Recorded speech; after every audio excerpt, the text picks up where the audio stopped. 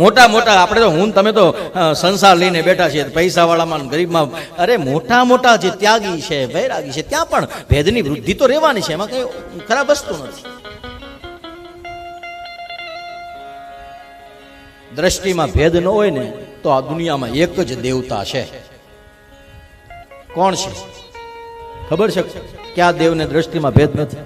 આપો દ્રષ્ટિમાં તેજયનો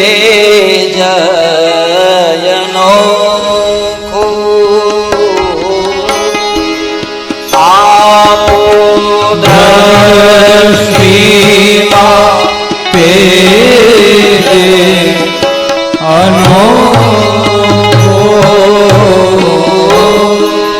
સારે સૃષ્ટિમાં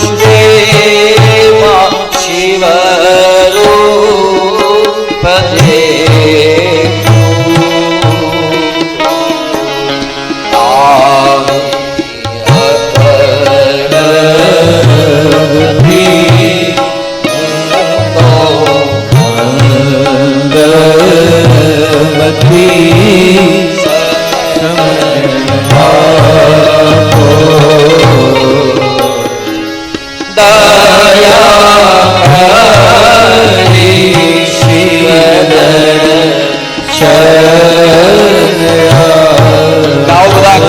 સોમવાર છે બીજો.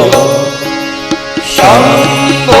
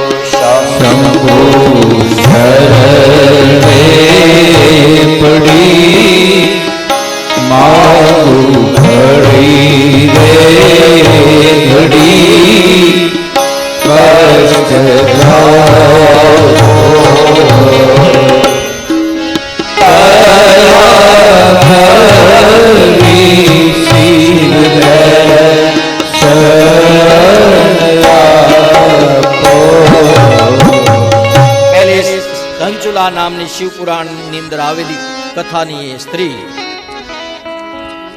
ભગવતી ઉમાને પૂછે શિવપુરાણની અંદર, માં મેં તો ભગવાનની કથા સાંભળી, પાપથી છૂટી ગઈ અને તમને પામી ગઈ, ભગવાન શિવને પામી ગઈ, પણ મારો પતિ મારી જેવો જ કામાતુર હતો. મારા પતિએ ઘણા બધા પાપ કર્યા છે. મારા પતિના પાપને, મારા પતિના તાપને શું કરું?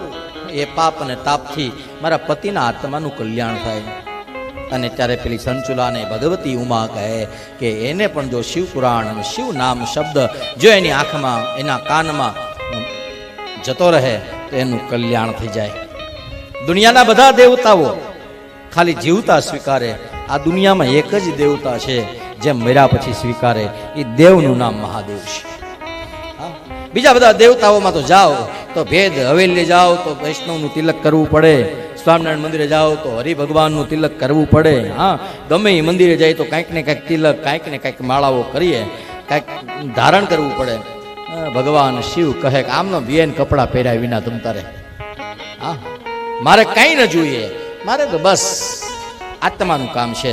અને આત્માને પોશાક નથી, આત્માને કપડું નથી, આત્મા તો એમ જ, કારણ કે એને સંસાર કે સંચાર બેમાંથી એક કોઈ નથી.